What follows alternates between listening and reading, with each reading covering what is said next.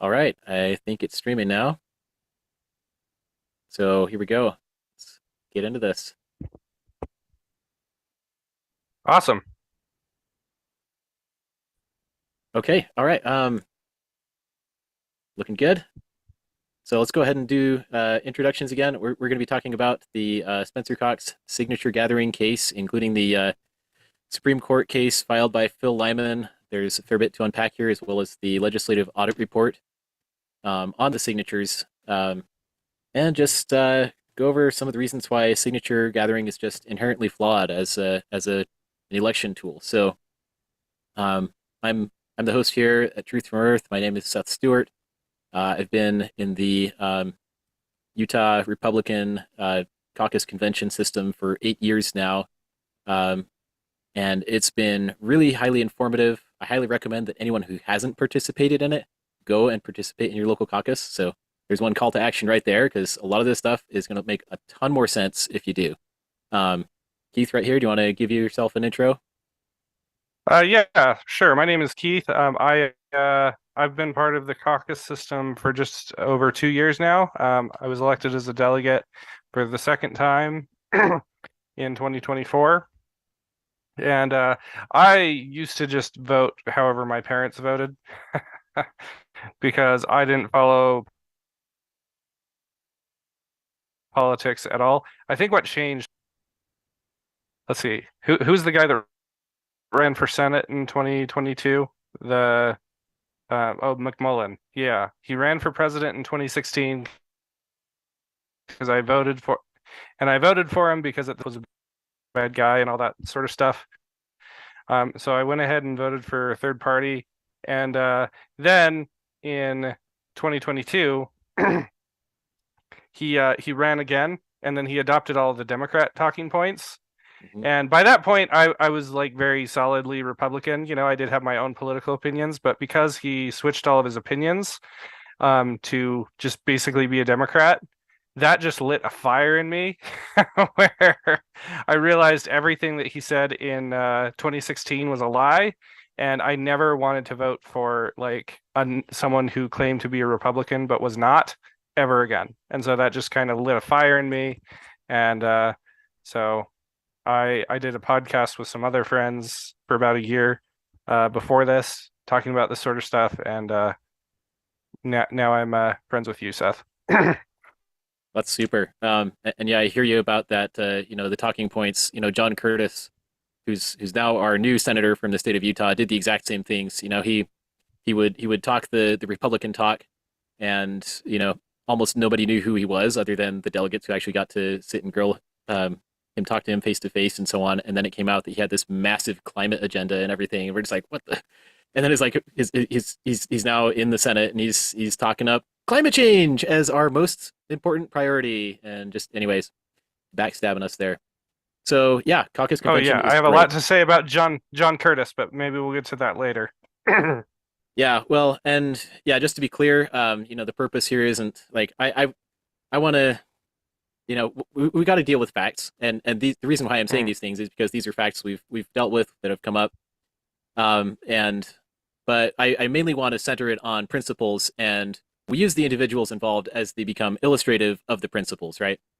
Um, but yeah, so this we're going to be talking mainly about the signature gathering efforts, Spencer Cox, and definitely talking up the caucus convention system, because that's actually really where a lot of this is at. Mhm.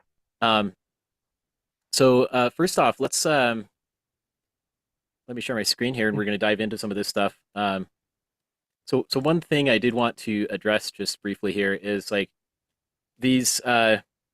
I've heard people say, in response to some of my earlier videos and so on, saying where I said that the first presidency of the Church of Jesus Christ of Latter Day Saints, spoke out against Utah's SB 54.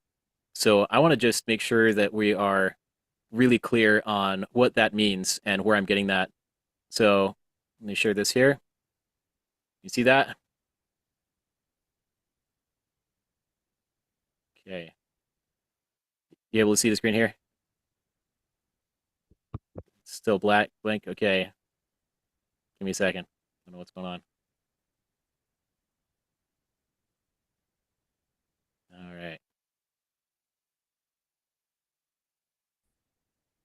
Yeah, it should just be this window. You're able to see that?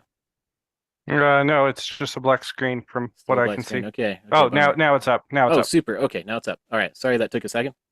All right. So yeah. Again, this is the first presidency's statement that came out in 2016, and you shared a little bit of like why you got involved in the caucus system. This was the kick in the pants for me to do it. Because I was, first time permanent Utah resident at this point, and I heard this right over the pulpit in sacrament meeting. So I'm just going to read it because it gives a lot of context to what we're going to be talking about. They say, "Dear brothers and sisters, our community and our state are best served when Utah citizens fully engage in the political process through caucus meetings, primaries, and other political mechanisms." Right? And we are concerned that citizen participation rates in Utah are among the lowest in the nation, and we urge greater involvement by members of the church in the 2016 election cycle.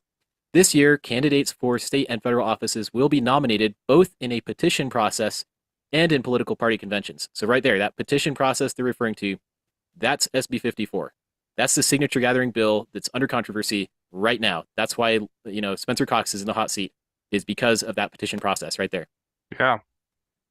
So and this participation, and precinct caucuses, and they say, don't schedule meetings over it because we want people to be able to attend. This is one of the big criticisms of the caucus convention system is, oh no, people can't attend. And I'm just like, just make it a state holiday. you know, just make our actual electoral system a state holiday. hmm Yeah. And so anyways, I just wanted to call it here. It's like, okay, this is an action item. And they say, you need to get involved in this grassroots system right here. You should participate. Um, Unfortunately, there's no straightforward way for citizens, grassroots participation in a petition process. It's just like if somebody comes to your door gathering signatures and you happen to know the guy that they're gathering signatures for and you really think he's a great guy, then sure you can go ahead and sign it. But other than that, there's no action item. And so like just uh, pointing back to Elder Bednar's words with things as they really are 2.0, Yeah. talking about AI and technology and stuff. Um, if we're going to be just called upon to to sign a petition if somebody shows up or just passively sit around, if this is our new way of getting candidates nominated, if you can imagine, there's just this petition process, only signatures, no caucus convention, no grassroots participation. That transforms us into objects to be acted upon rather than intelligent Yes. beings who act. And so that's like the doctrinal core why, like, just in principle, this petition process is corrupt by comparison, because these people in office, they want to, the incumbent in particular, right? They're incentivized to treat you as an object to be acted upon rather than somebody who proactively goes and nominates somebody. So it's like the state nominates who they want basically through the petition process, as long as they've got funding to do it, which of course they're a big money machine, so they could do that easily. Whereas the caucus convention is actually grassroots. It's a true grassroots participation system. So I just wanted to like clarify that, like, and so with this call to action to support and participate in the grassroots system, there's like practically nothing to do with the petition process, right? So, and anyways, so I wanted to call that out. And as far as the petition process is concerned, also you can go to the Count My Vote and find that this is the group that was, it says Utah Citizens Initiative Measure. These are the guys who installed SB 54, and in their document to the Lieutenant Governor's office, they like explicitly state that like Utah's current system for nominating political candidates, the caucus convention system, is deeply flawed. The system's exclusionary structure has, for instance, contributed to precipitous fall in the state's voter participation rates. Authorizes a handful of political party insiders to heavily restrict candidates' access to the ballot and prevent the broader public from even considering most candidacies for public office, etc. And like it's their explicit, like it's their charter, it's their goal to eliminate the caucus convention system. They want to eliminate republicanism. And so like this, anyway, just total clarity there. And this exact same argumentation is like, this is like a carbon copy of what they used in the 1930s as part of the progressive movement to install primaries in the first place, which were intended to compete with and replace the caucus convention system. So anyway, just wanted to clarify the little historical backdrop there again, and just like understand where these things are coming from, and that'll hopefully help us clarify why we're concerned about it. Yeah, so I just want to summarize what you just said. So what you're saying is the first presidency is encouraging us to get like participating in caucus, and the leap that you made there, that the first presidency was came out against SB 54, is because like they're encouraging us to get involved in caucus, and the convention or the signature gathering, because they come to our houses, we become agents to be acted upon rather than agents to act. Right. And so the leap Objects to be there, acted upon. the leap there is doctrinally speaking, we should be agents that act, not act upon, which is what signature gathering is. And yeah, I would agree that the majority of the signatures, certainly in practice, is just people saying, "Oh yeah, I'll do it. Who is this person again? Right. Well, it Yeah. doesn't matter. I'll just sign I it." don't know. Right. And I've had this happen. Like, and the pressure is intense, and the information is low. It's low, low, low. And so that's just yeah. Mm-hmm. I think you hit it squarely on the head. And so yeah, again, there's nothing actionable here in terms of the petition. There is something actionable. There's something you can actually do Yeah. to participate in Republic. No, my favorite So part is when they called the people responsible for SB 54 is when they called the delegates political insiders when we were elected oh by yeah, our neighborhoods from political insiders. every neighborhood in the state. Well, exactly. And if you take that exact same definition, then by definition, every elected official is just a political insider who's just, it's, oh, that's not broad enough. And it's like, okay, well, you're just saying you want mob rule. Like, they're very overt that they just want mob rule. And so when you understand the impetus, the motivation behind this, and that this petition process was designed to be mutually exclusive with the caucus system, just like primaries were, and they didn't fully get their way either way, because we were still hanging on to the caucus convention system. Good for those who've been fighting for it. But like, that's its goal. And you recognize that, and it's like, well, okay. And they've been saying for years, go and participate in the caucus convention system. Go salvage this. Go make it what it should be, right? Because participation has been low because of low information. Low information voters. I agree.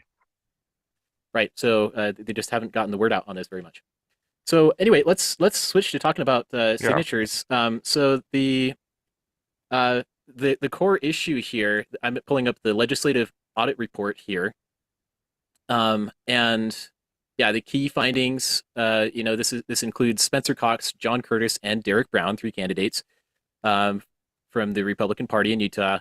A random sample of signatures identified some errors. Improvements should be made to the signature verification process, and benefit from further clarification and transparency. But like, I think this clarification and transparency thing is kind of like at the core of this, because the clarity was really low, the transparency was really low, and like, are they going to just say to our faces that like everything was a-okay here when they're saying, pretty much overtly admitting on the face that this is not neither a clear nor a transparent process, right? Yes. So yeah, here's this chart right here, and I have a couple of other snapshots of it. With you added some highlights to it. We can look at that in a second here. Do you want me just to go straight to those? Yeah. Let's go ahead and do that. Okay, this one first. Yeah. So again, talking about the actual audit report. So there were 2 different audits that came out. One was before the primaries, I believe it was, and one was after the primaries. One audit said that Cox likely did get enough signatures, likely, and then the legislative one. So that was done by one. That was done by John Dougal. So that was one elected official that performed that audit, as far as I know. And then the other one was actually done by the legislative. This one came out after the primaries that concluded that Cox likely did not gather enough signatures. And by the way, this also includes John Curtis and Derek Brown in their respective races. And I believe the threshold for each one of the races is 28,000 signatures. 28,000. That's right. Yeah. Yeah, and so based off of this, they took a look at a sample of signatures. I believe it was like 1,200 or so. And I really don't understand why they can't just audit all of the signatures. That doesn't make sense to me. But apparently, the way that this is done, apparently we don't have the resources to do all that. So we just did a sample. So we have to use statistics on here. Each one of the candidates got just barely enough signatures accepted, which makes no sense to me because they had wildly different submitted signatures, they had a Yeah. different acceptance rate, and all three of them somehow landed on exactly 28,000 signatures plus 4 to 6. But like Curtis, you're saying, for example, I'm just reading here is like almost 5,000 signatures more than Brown, and they just like magically line up within just Yeah. very little bit, How right? how is that possible? Within 2 signatures, Yeah, and of each other, I mean, and 4 and 6 away from the threshold they needed. And so that doesn't make any sense to me why they got exactly 28,000 yeah, signatures, each yeah. of That's them. that's a fair point, and you notice the rejection rates here based on this extrapolated audit are there's a fair amount of variance there. Well, Um, those are the that's the full result. The accepted signatures was based off of the full result. But yeah, the accepted signatures post audit, so like, or rather like the actual valid signatures post audit, they have a baseline number for that, the most statistically likely number. But then I also had a best case and a worst case scenario for each of the candidates based on a 95% certainty. And what's mind blowing about this is even the best case scenario for Cox, he still falls short of the 28,000. That's not true for Curtis or Brown. Within a 95% probability. Although Curtis, he's barely within 95% certainty that he could have gotten enough. So still, with Curtis, it's probably like 90% certain he didn't get enough signatures. But with Cox, it's greater than 95% certainty that he did not get enough signatures. yeah, this is fascinating right here because it's like it's this really narrow margin, and like I mean, 32,000 signatures, some odd, like that's not even that's how much work is that? Like I get that you might need to contact somebody and say, hey, did you actually sign this or something? I'm not entirely sure what the full Yeah, audit would my entail. my best guess is they have to like verify the signature with another source. Um, like Make sure it there looks the same. are yeah, there are there are allegations that there are pages of signatures that were all done by the same person. I watched the debate between Phil Lyman and Chris Harding that aired a few days ago. Um, and he admitted that there's no way to verify these allegations, but the allegations are that like there are pages of signatures that were just done by the same person. You can tell by their handwriting or whatever when they print their name and then sign their name and that sort of thing.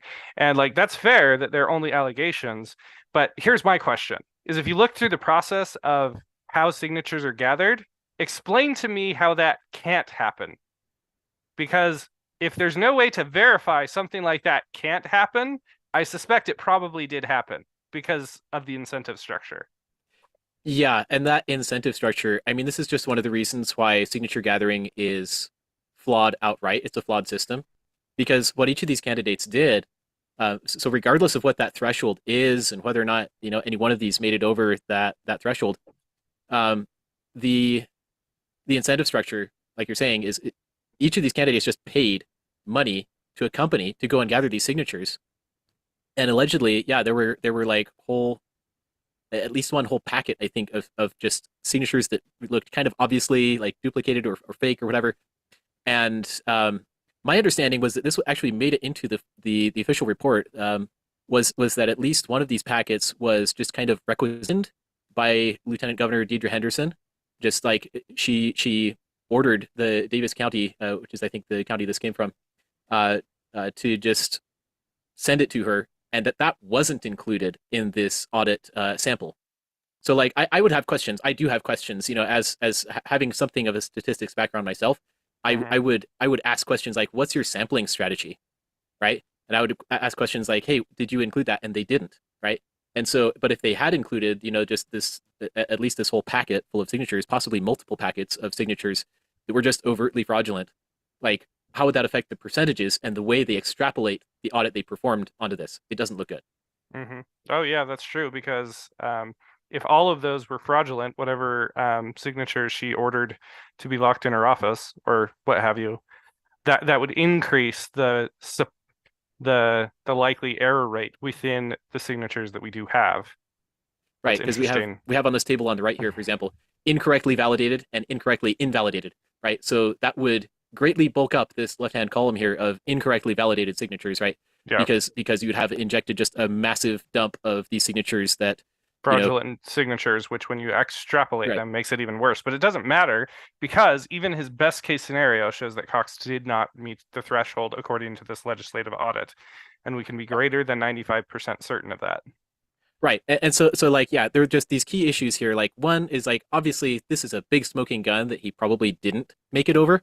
And so are we just going to say like, and I think this is really comical. I think the was it the Deseret News article on this? I'm just pulling this up kind of off the cuff, saying yeah, key points. A legislative audit found errors in the verification of signatures. A small percentage of signatures were rejected that should have been accepted, and others were accepted that should have been rejected.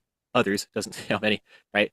Um, and Cox released a statement saying that he and Lieutenant Governor Deidre Henderson respect the efforts of the legislative auditors and their recognition that the Cox campaign fully complied with the law.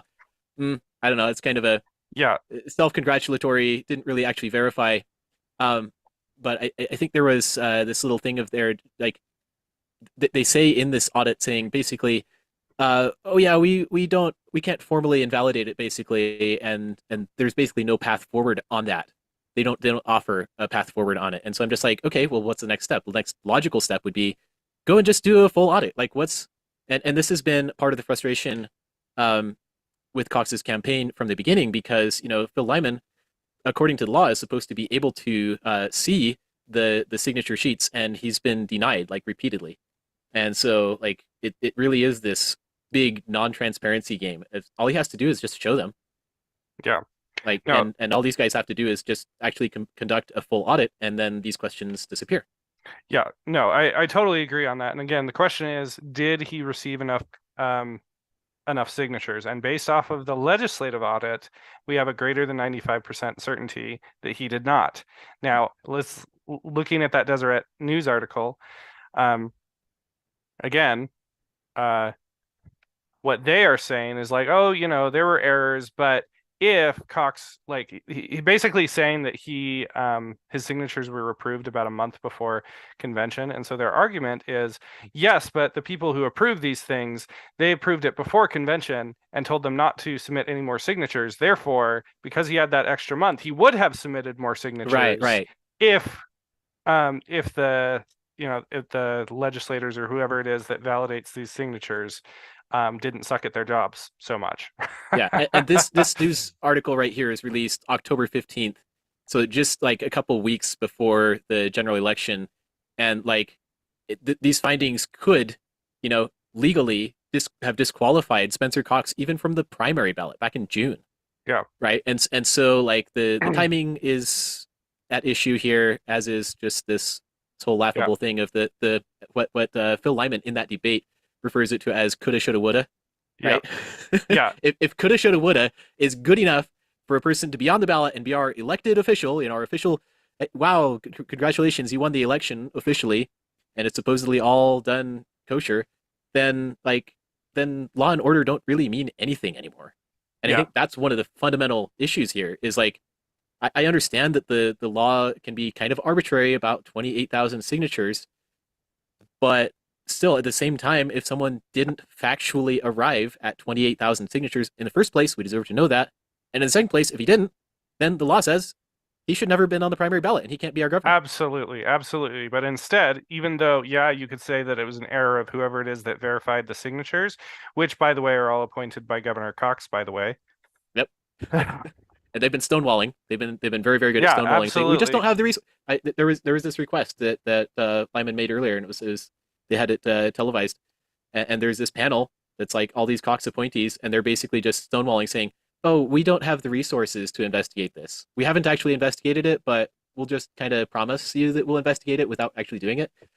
Anyways, it was just totally wishy-washy. I want to address like what they said. That their main argument is they do their best to not acknowledge that Cox did not meet the threshold. They do their best to, skirt around that fact.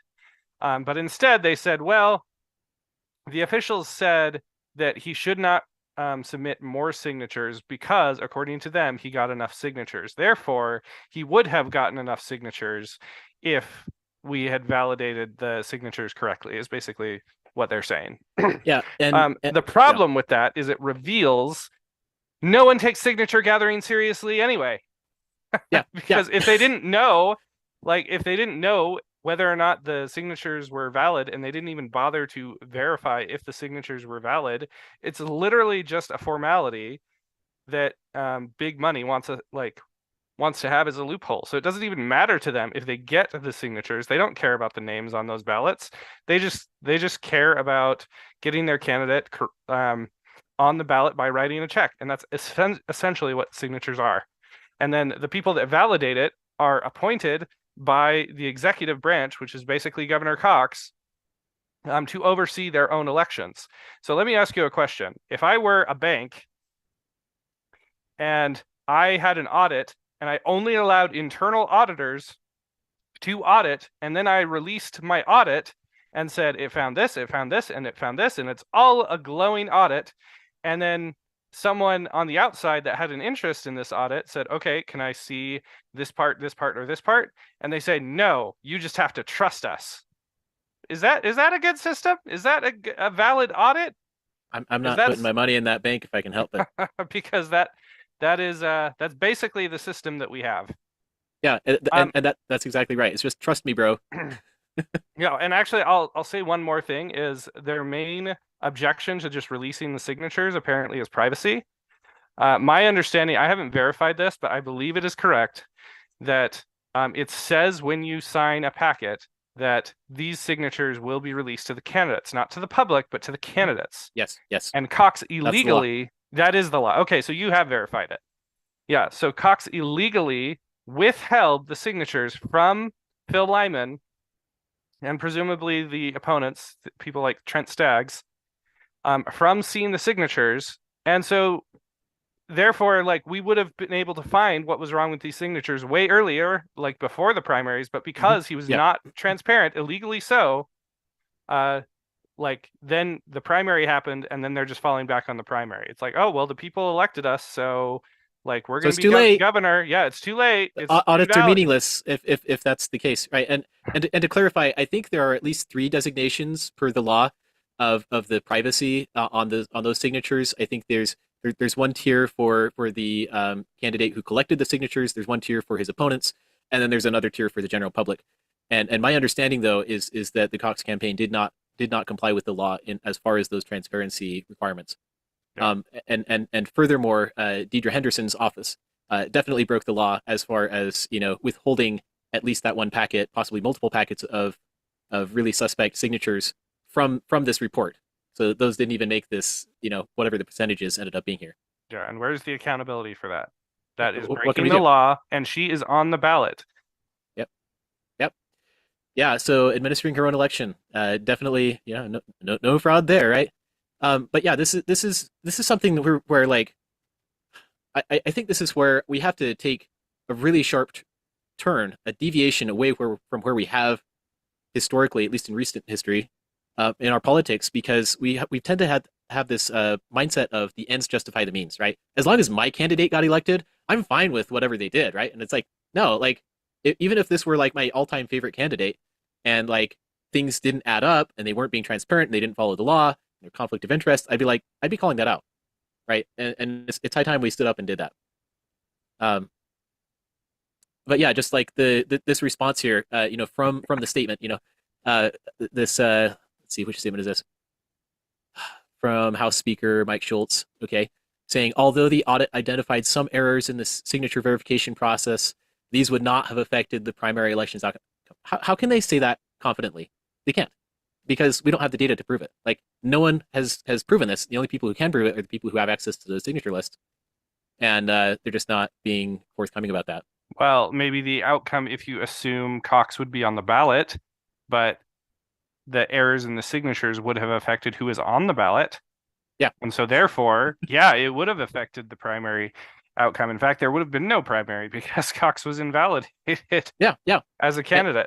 And you can see the SB 54 makers, their intent was to force a primary. Why do they want to force a primary? It's because they know that the outcome of the primary will be different from the Yeah. outcome of the convention.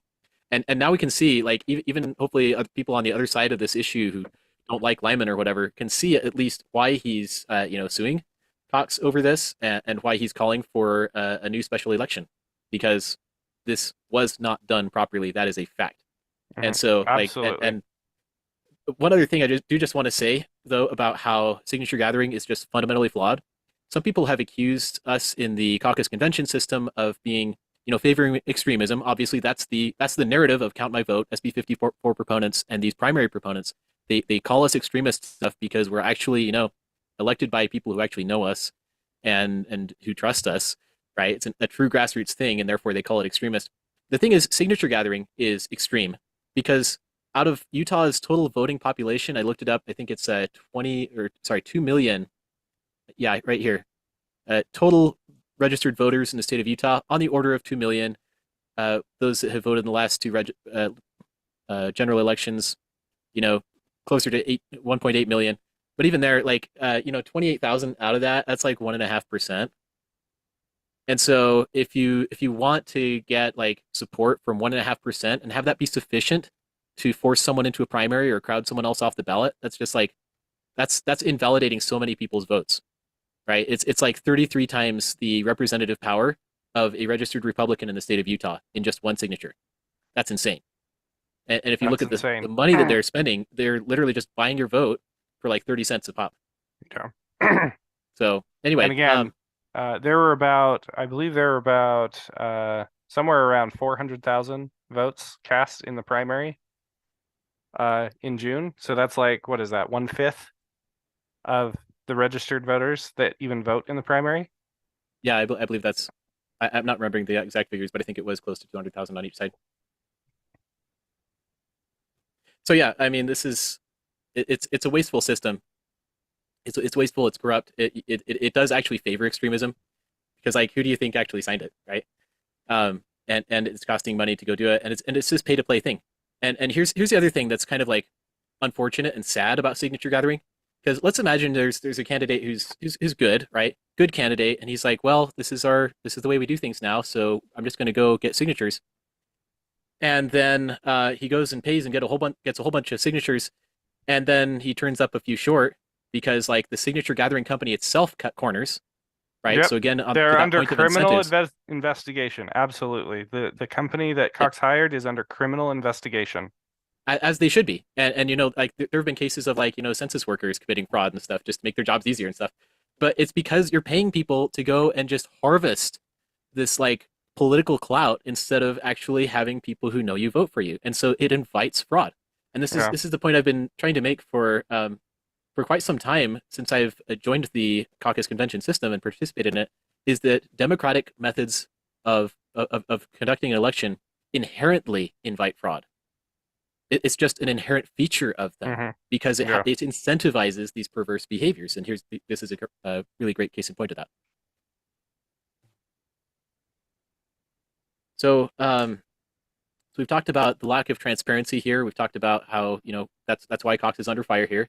And it's not that I hate Cox's guts or anything. It's just these are objective facts we need to deal with.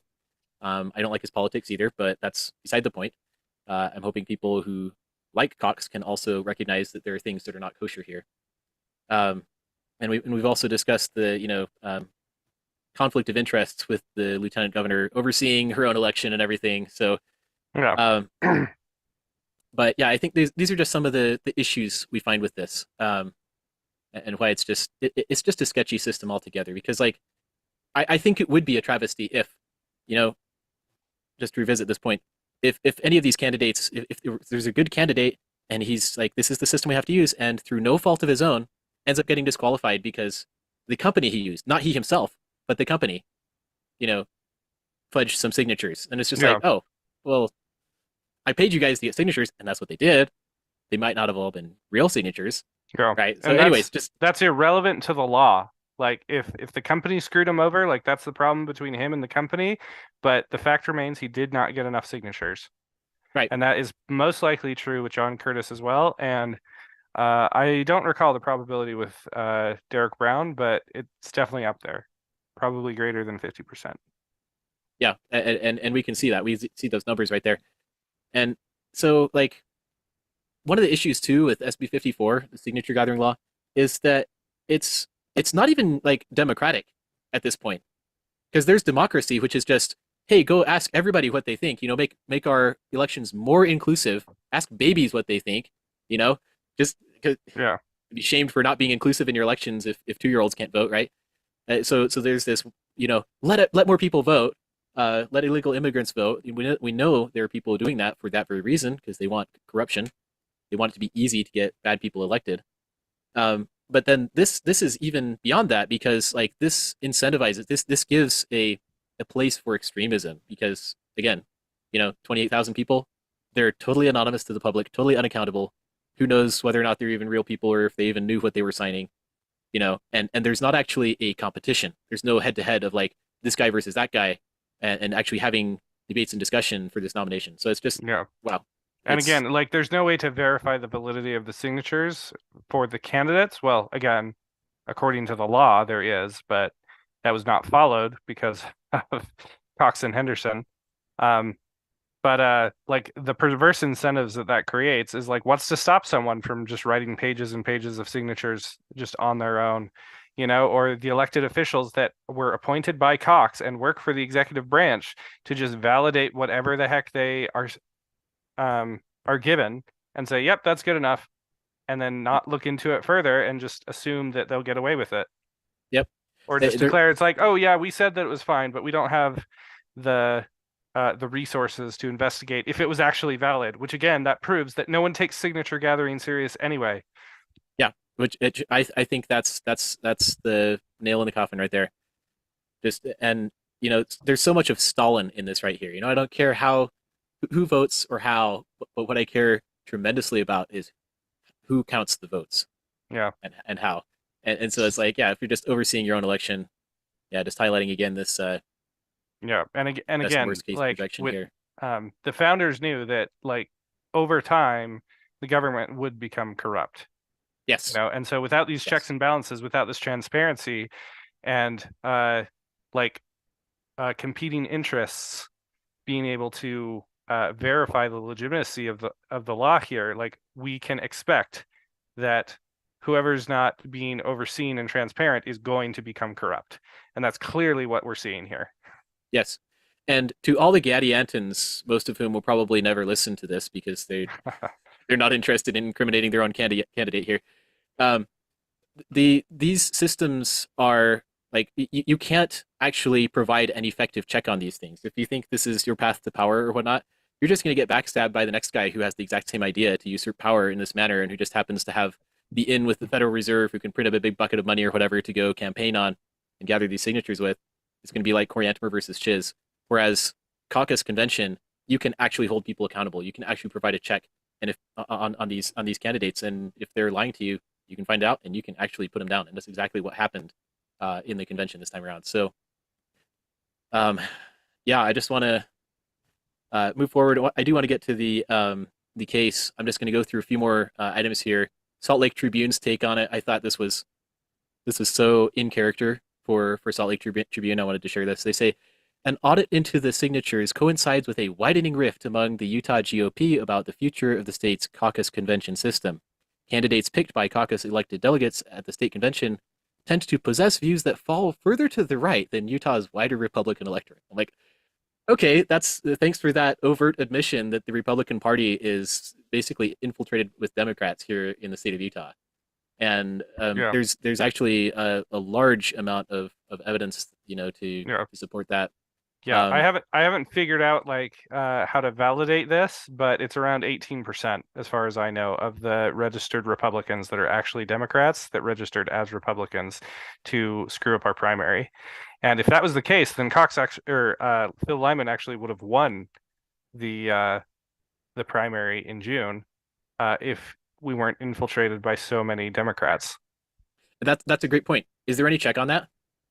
No, I haven't found that. It's just according to What what I mean is, what I am interested in the source, but what I mean on as a check on that is there anything to prevent Democrats from just registering as Republicans and nothing. voting? Nothing. There you go. Like the only check is that they wouldn't be able to vote vote in the Democrat primary. But again, So they because couldn't double everyone, dip, but that's yeah, irrelevant, right? Since yeah, because Democrats they aren't know likely their to win. candidate is going to lose, like a lot of Democrats are incentivized to become Republicans so they can influence the primary. Wake up, Utah. The prophet said, "Don't vote along party lines." Yeah. Extremely hazardous. So yeah, and what is the source for that? Do you remember the Just 18%? some guy from the state delegate page, us Okay, from us super. far right extremists. From far right extremists who do their homework Yeah. and who figure stuff out. Yeah, and there are a lot of things that you would never know unless you went and talked to a delegate. Things that happened at convention, shenanigans, the Democrats trying to infiltrate. Anyway, it's crazy. I would estimate, by the way, that it's closer to 30% or 33% are Democrats. It wouldn't surprise me. It wouldn't surprise me. But even if it were only 18%, like again, Phil Lyman would have won the primary if you assume that 18% or 30% or whatever would have voted for Cox. And if those votes are thrown out because they're actually Democrats, if they would have done the honest thing and register as Democrats because they are Democrats, then Phil Lyman would have won the primary even. So you just proved that our primary system is corrupt here in Utah. Yeah. Yeah, Like because there's no check on Democrats registering as Republicans. yeah, total cheaters game Like here. I'm not suggesting that I have like a solution on how to prevent that. The leaders of the Republican Party are saying we need a wide tent, and so they just haven't figured out a way Right. to like check that, and like that's fair. I don't have a solution for that, but like I would say you are being fundamentally dishonest by registering as a Republican if you are a Democrat. Absolutely. Yeah, and a lot of those who are wanting to go down this widen the tent route, they want that. They invite that. And again, there's no check. It's very much like here's a little food storage tip. If you have a whole bunch of grain, put it in sealed containers, or else I practically guarantee it will be overrun with rodents. Yeah. There's no check on it. There's no container. There's no you know proper separation of concerns that will happen. So I pulled up the Utah governor's election page here to try to just kind of get some uh, insight onto this Republican Democrat mixing phenomenon here. So like out of the popular vote, these are the alleged figures for the general election, where you have Spencer Cox, 770,000 supposedly people voted for him. Brian King, 415,000, which by the way handily exceeds the number of registered Democrats in the state of Utah. So you have like way more people voting for Democrat Brian King than are actually registered Democrats in the state of Utah. So that already is kind of suspect. It's like, where'd this Absolutely. come from, right? But then you have, Phil Lyman, who runs this. What I've heard from some others in the delegate system is that this could be America's like most successful write-in campaign in 70 years or something like that. I haven't had the Yeah. resources He's to up fact check he's up that, to but 13% of the vote. I told right, people that I would be shocked if he broke 10%. And when Cox was declared the winner, he had like I don't know, like 6%. yeah, But officially. as they've been counting votes, he's managed to get all the way up to 13%, and that's shocking. Yeah, and last The, last I the heard, Utah is still counting votes, and yeah, I checked a few days ago, and it was like 9 something%. the same thing happened in the primaries. Like they called Cox the winner, just like really early on, and at the time the percentages were like I don't know. They were like 35%, 65% or something, like very really embarrassing for Phil Lyman. But as they continued to count the votes, he ended up at 55% for Cox and 45% for Lyman, Mhm. which is actually that means just a 5 point swing would have gone to would have meant that Phil Lyman would have won. Yeah, and so like you see how important it is to be informed as voters. Yes. I have just a few graphics here, by the way. I pulled these from Utah Liberty Forum here. This is I showed this one the last time I think. This is from the nominating convention. So this is the convention. Delegates to convention, 67.5% in favor of Phil Lyman, less than a third for Spencer Cox. This is, by the way, one of the means that I use to surmise that 33% of Utah Republicans are actually Democrats. I wouldn't say it's 33%, not everyone. It's more like Do you remember the 2022 primaries? Basically, anyone that didn't vote for Mike Lee, I suspect those are Democrats, and Mike Lee was like 80%. Oh, but it's So increased since then. It's increased, and this is one of the yeah, things, because yeah, that's I true. The have, incentives are to get Democrats in as delegates. Absolutely. yeah, they're massively incentivized to do this. So like, obviously, no representative government is like totally like foolproof. You can't insulate it forever against, permanently against intrusion by people who are just corrupt. Because if corrupt people running the thing, they'll corrupt the thing, right? And that's exactly what we've seen happen. And if I were to just give a ballpark estimate for what percentage of delegates are actually internally Democrats, based on my own personal experience and how many rabid people who are just really that I've just run into, including some of our kind of elected officials. I could name some names here, but like I would guess about 33%, even before seeing this.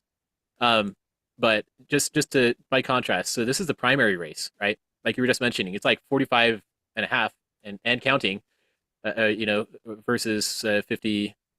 I guess they're not still counting the primary, but like 55-ish, 45-ish, right? Ish. But like this, the key difference here is that these are now unvetted people. On this screen, you got people who are vetted by the neighbors and are actually selected to be delegates.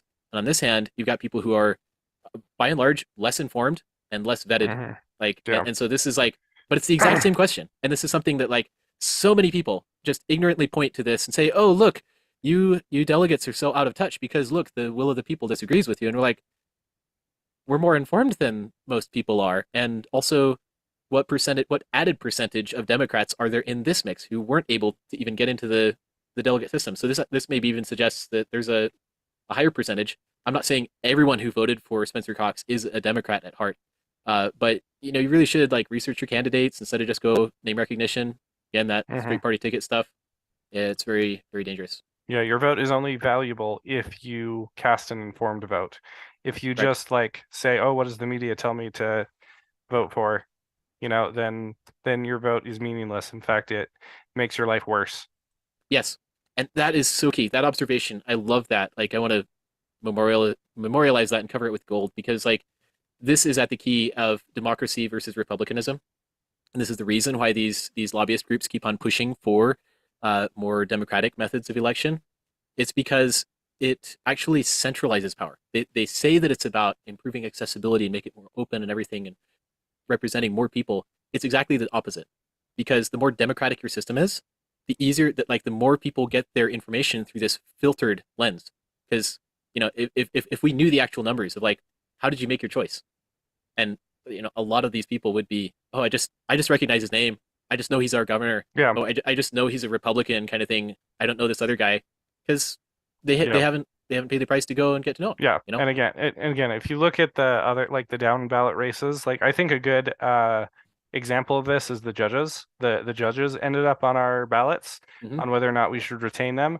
One of those judges in particular, he's the one that stopped our trigger law that basically made abortion continue to be legal in the state, even though we passed a law that would ban abortion in the state of Utah, passed by the Republican legislature. But a judge said, nope, that law is stupid. So, like, abortion is still legal.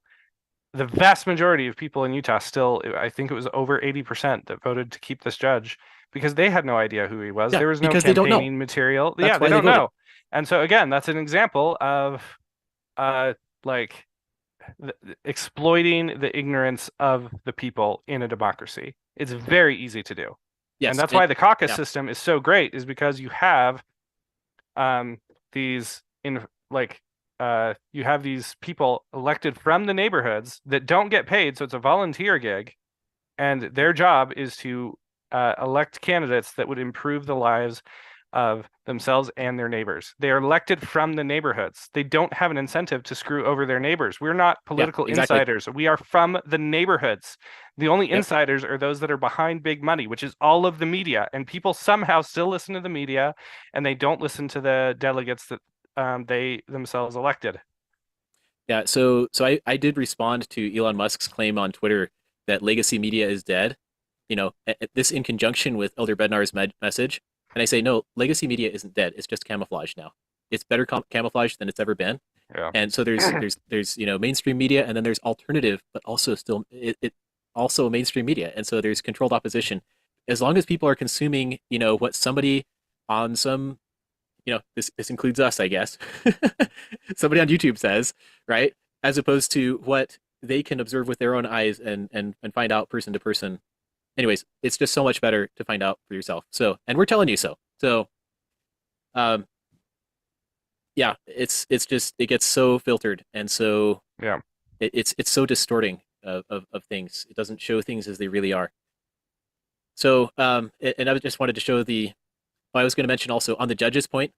I did do a couple of short videos on that on my ballot of judges. It is so crooked that they even put that there because they know that the vast majority of people who are going to give an opinion are just going to be, oh, I'm just going to be nice. It's Utah niceness culture basically, or Yeah. just niceness culture generally, just to say, oh, I'm sure these guys do a great job. But the informational weight of that is zero.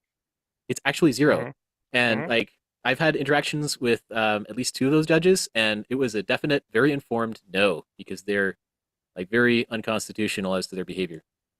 Hmm. So yeah, we gotta deal with that. And then here's the general election for the governor race.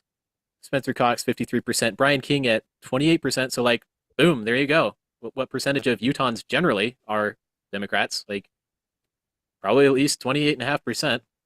And then Phil Lyman 13%, and this is the and counting.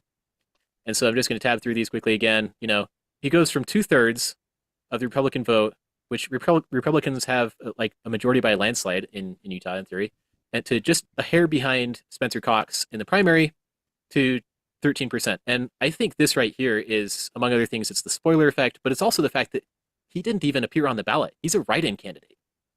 Yeah, that's amazing. That's Right. So I mean, just how I do just want to speak out against how corrupt it is that the powers that be, our government, not even our party, is controlling who's even allowed to be on the ballot. Because the party, the members of the party, the Republican Party of Utah, said, we want Phil Lyman on the November ballot, overwhelmingly. And then the general public, less aware, less educated, more susceptible, more impressionable with just campaign spending and stuff, and very likely heavily infiltrated with Democrats, says, oh, we want Spencer Cox by a little bit. And then like he's a write-in candidate, and then there were all the shenanigans over the email sent out from the lieutenant governor's yeah. office We covered saying that in our that, last live stream. yeah, exactly. It's just like, oh man. So anyways, this is all cumulative stuff. That's why I'm revisiting some of it. But anyway, I do want to we got like 15 minutes left on our live stream, right? So Yeah. I did want to go through just this is from Lyman's campaign. Strongly suggests that Cox did not be the necessary Yeah, and again, threshold. as That's we what the as data we says. talked about, greater than 95% Yep. certainty. Yep. And anyways, it's what do you do? So here's also just I did want to jump into this right here.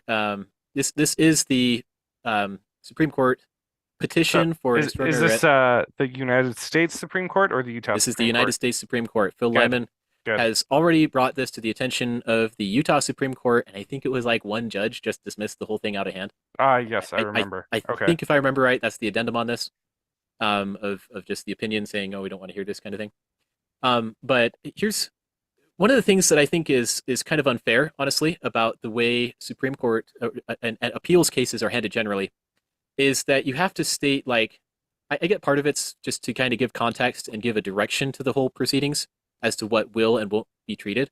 But like they try to get you into this. They try to pigeonhole you basically to say you're only allowed to raise these arguments, which is corrupt and unfair, by the way. Because like if you've been wronged, then it should be the purpose of the court to find out how you've been wronged.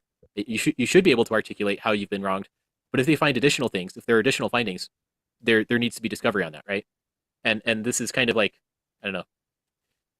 Anyways, I could talk about unfairnesses all day, but let's dive into it. The question presented is: a political party has a First Amendment right to limit its membership as it wishes and to choose a candidate selection process that will, in its view, produce the nominee who best represents its political platform.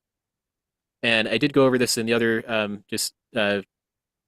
shorter video on this, just saying I believe this is true, provided that the political party provided that it wields no political power. Right? So, yeah, freedom of association, basically. And I believe that applies to organizations just as well as it does to individuals, because organizations are made up of individuals. Um, I don't know if you have any comment on this so far. So I want to make That sure clause? I understand basically what it's saying here. It's saying that because of the freedom of association, the legislature cannot dictate how the Republican Party operates. And the Republican Party is how it chooses its nominees on the general election ballot. And Yeah, SB 54 was passed by the legislature. And even though, yeah, like we have a Republican legislature, because they are elected officials, they are now representatives of the state. They are not representatives of the party. Representatives of the party are actually the delegates and the leadership of the party that are yes. not elected officials because they do not represent the state, they represent the party. And so therefore the party has the right to choose who its nominee is, and the legislature does not get to dictate how the party operates. Is that basically the gist of it? Yes, that's correct. So, That's a great case. That's as I great. see it, I think it is a great case, because let's imagine that just you and I are let's imagine we are the Republican Party. We're not the Senate, but we are the Republican Party, right? Because this organization is composed of you and me, and we get to determine who is our nominee on this general election ballot, right? That's our job. That's our prerogative. It's our right. Hmm. The state doesn't get to tell us how to do that, or who will be our nominee, right? But now, let's say there's this candidate that we like, and there's this candidate that the state likes, and we say we want this candidate. We want candidate A. We want Phil Lyman, and then the state says, well, we want your nominee to be Spencer Cox, and we're actually going to force you into a situation where you are required to endorse Spencer Cox. He has to go onto the ballot with the name of your private organization endorsing him, and your candidate that you want, he's not even allowed to be on the ballot because of our intervention. Hmm. Right? Do you see that is an exact description of what has happened, because you and me and the other delegates, we formed the Republican Party of Utah, Yeah. and the voters, all of the Republicans who placed us here into these positions of trust. We are the Republican Party of Utah. Our nominee was and is Phil Lyman, and then the state comes in and says, we don't like that. We're going to replace your candidate, and we're going to use this method where we're inviting a whole bunch of Democrats along, an undisclosed number, right? And we're going to administer it differently. We're going to use a democratic form of election this time instead of your Republican one. We're dictating to you who you get to endorse. That's just totally senseless and corrupt. Yeah. It's mingling the power of the government into these political parties, and forcing their will on us. So, yeah, and this is from this opinion. Sorry, this is, I don't think I covered this. Sorry, mental glitch. This is the question presented quotes this previous court decision. So this right here is a, as I understand it, this court, a Supreme Court panel's opinion in a previous case, stating explicitly that a political party has this First Amendment right to limit its membership and to choose a candidate selection process that will, in its view, produce the nominee Oh, who best that is represents political. that, my friend, So is a precedent. yeah, and so this is, I hate binding precedent, but if you want to put their foot in their own mouth, I think this is a glorious way of doing it, because they just said the candidate should be selected by the party. And furthermore, these rights are circumscribed, however, when the state gives the party a role in the election process. Or I would honestly put it the other way, where the state circumscribes or prohibits the role of the party, the right of the party to choose their nominee, as they are doing by forcing us to have a primary. This has been Phil Lyman's qualm all along. He was thrilled to have honestly won our vote in the convention, and then the state's like, oh, this guy gathered signatures, you got to do a primary where we set the rules and everything, and you get a different outcome. And again, the legislature is the one that passed SB 54. It was not the Republican Party. Yeah. We have not chosen, and I've said this before to the delegates. I've said, we do not have to have primaries. Yeah. There is no constitutional legitimate reason why a political party should be forced to hold a primary. But the state is doing that. They're trying to force us to have a primary, and they're trying to force us to use SB 54, contrary to the very wishes of our party. And then we have this candidate on the general election ballot that isn't even endorsed by the party. That's corrupt. That's corrupt as heck. Mm-hmm. So anyways, yeah, I do think this is a very good argument. I honestly don't know how to improve it necessarily, but these are their own words. So as New York has done here by giving certain parties the right to have their candidates appear with the party endorsement on the general election ballot. So like the exact same scenario, right? State coercing the party to say, hey, these have to be your. They're like, I don't care who you pick as long as it's this guy, right? You know, bait and switch, bait and switch. The Republican Party does not endorse Spencer Cox. So okay, yeah, and just a little bit. Let's get into the question. As in this decision, Torres, the Utah Republican Party's associational rights are at issue only as a shield and not as a sword. No Utah law prohibits a candidate from attending a political party convention and seeking to persuade the delegates to support him. So you're saying, hey, you're totally free to go. Like if you want to secure the nomination of this party, you're free to go and campaign. You're free to go talk to the delegates. You're free to go put yourself on their uh, uh, ballot, and you can get voted in by them if they want you. And if they don't want you, you can't just force your way onto the ballot. So, question is, did the Utah Supreme Court run afoul of this court's judgment in this case by concluding that a state can mandate a candidate who won the political party's nomination through the convention process to participate in the direct primary because the candidate who lost at convention collected signatures, giving the losing candidate a second chance to seek the political party's nomination? Interesting. So it doesn't even cover the fact that he's an illegitimate candidate and didn't even get the requisite signatures. Or is Yeah, that and in here? I not that I'm aware of. I haven't read the whole thing, but I've gone over a good part of it. Um, Okay. so and this is again one of those things that's slimy about the way that Supreme Court cases are supposed to be formatted and appeals is because like you can have a very legitimate list of like 30 grievances, and they're just like no, just you have to state and like back up with precedent and all this stuff, regardless of if you know if it's like if you've been wronged, like completely obviously per the Constitution and per your rights, like they still require you to go and detail all these points, and that would be a matter of finding a fact, right? And I'm not sure what the reasoning is for leaving that out. Obviously, it is a matter of the state's legislative audit or some auditing function to come in and actually verify what happened there and provide assurances. But that should happen, and it looks like he's just not getting the Supreme Court involved in that particular question. Hmm. So, That's crazy. But it's still a solid case. It's basically a case against SB 54. yes, which is what I really love about it because Signature gathering itself. yes, and this is what I've been pointing out about SB 54. Many of our fellow delegates have been doing this. They've been pointing out that SB 54 is actually fundamentally incompatible with the caucus convention system. Yeah, I agree with And that. it's a no-brainer when you realize that its creators like it's explicitly designed to destroy the Republican form of government. It's designed to destroy the caucus convention route. And in this case, it does it by doing an end around and saying, "Oh, we're just gonna like." The way I envision it is it's kind of like this many-layered onion, but it's also like, in case people haven't wondered why we have so many votes on the same question, we're voting same question one, two, three times. First at convention, then at primary, and then again in the general race. This time with an avowed Democrat, I guess, in the race. Why do we do that? Right? The only reason this could possibly make sense is if you're the Gadiantans and you see these people who are in favor of the constitutional republic and you just want to take multiple shots at them to get them down any way that you can. It gives them multiple opportunities to cheat the system by subverting it, by replacing the republic with a democracy. And it's foundationally illegitimate and incompatible with the Republican system. And so my prediction here, we're going to hear a lot more in coming months about how evil and corrupt the caucus convention system is, how ineffective it is because so few people show up, and how it's unfair because people can't show up because they have they have babies, whatever. And I'm just like, just make it a state holiday, you know?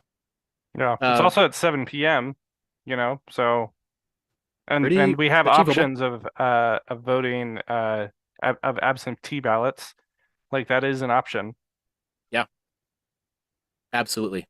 So, yeah, my prayers go with this. This the Supreme Court case. Hopefully, we can just with finality take down SB 54, and yeah, I invite everybody to come and take a look at this. He does point out how the nominating convention, he won by a landslide and direct primary Uh-huh. and everything, and the rules of the Republican Party and how those were just trammeled by the legislature and stuff. And it's just like, hey, do we get to vote or don't we? Hmm. Do we get representational power, or does the government just tell us who to vote Yeah. for? So it sounds to me like this like we spent all this time talking about the signatures were missing, that makes Cox an invalid candidate, that sort of thing. But not, that doesn't even matter because signatures themselves are illegitimate. Yeah, yeah, Because and yeah, and this is good news for Cox ultimately, and the others who took signatures if they will take it, simply because if you want our vote, you got to earn it, right? And don't waste $300,000 chasing down signatures just to fall short by 5,000 or something like that because the company stiffed you and made up some fraudulent signatures and stuff like that. Actually, go talk to people, go earn their vote, be transparent, because otherwise, I mean, it's just a whole bunch of you know overt vote buying that doesn't really add any benefit or value to our country. So absolutely. anyway, yeah, there's a lot more we can go into here, but did a video doing a little bit deeper of a dive on some of this, but yeah, so that's the case of the missing signatures and the case of we shouldn't even be doing signatures in the first place. So, well, thanks for joining me tonight, Keith. This has been real fun. Yeah, absolutely. Hopefully we can get the word out. Yeah, hopefully it's great to talk to somebody who's intelligent, thinks for himself. Like I just love this. Like I've said this before. One of the reasons why I go to convention, participate in the caucus convention system, is for the delegates. It's even more than for the candidates. It's for the delegates. Oh yeah. Like I just want to put on my own plug on like how great it's been to become a delegate. Because it gives me something important to do, and as one where my life is actually pretty stable, I get to go do something with purpose. But more than that, I get to rub shoulders with probably the best people in the state because they're all volunteers and they're knowledgeable and such. Like I must have added more than 250 Facebook friends over the course of the last 2+ years. So it's just been one of my favorite life decisions that I made, becoming a delegate. And I made that decision right on the spot because they're like, who wants to be vice chair? And I'm like, I will. What's a vice chair?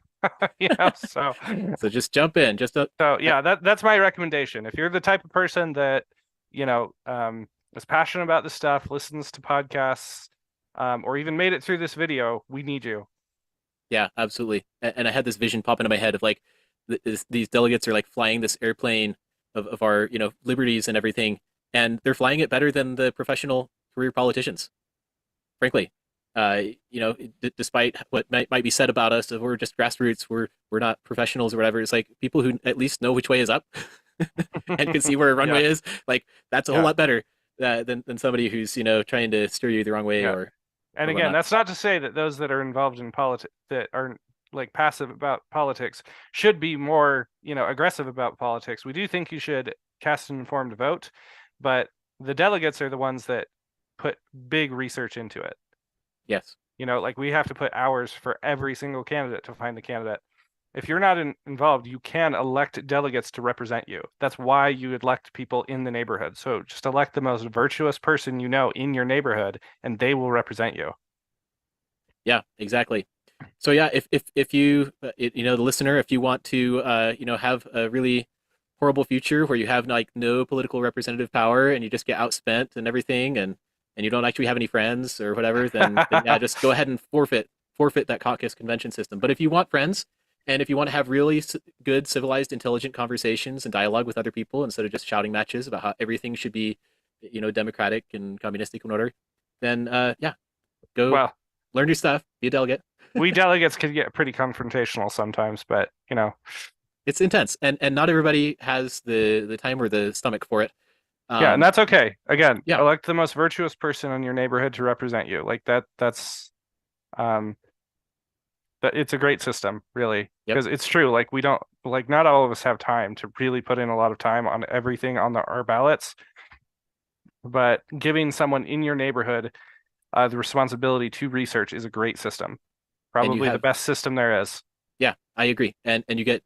You get dialogue with them, you get conversation, you can have accountability, you can, if you have an observation, this is one of the reasons why delegates are actually so well informed, is because the people that they answer to are out there doing their own research, and so they can spam research on these candidates and just crowdsource it basically and pick all the best insights and use those and share those with others. So it's a great way to have a communication hub.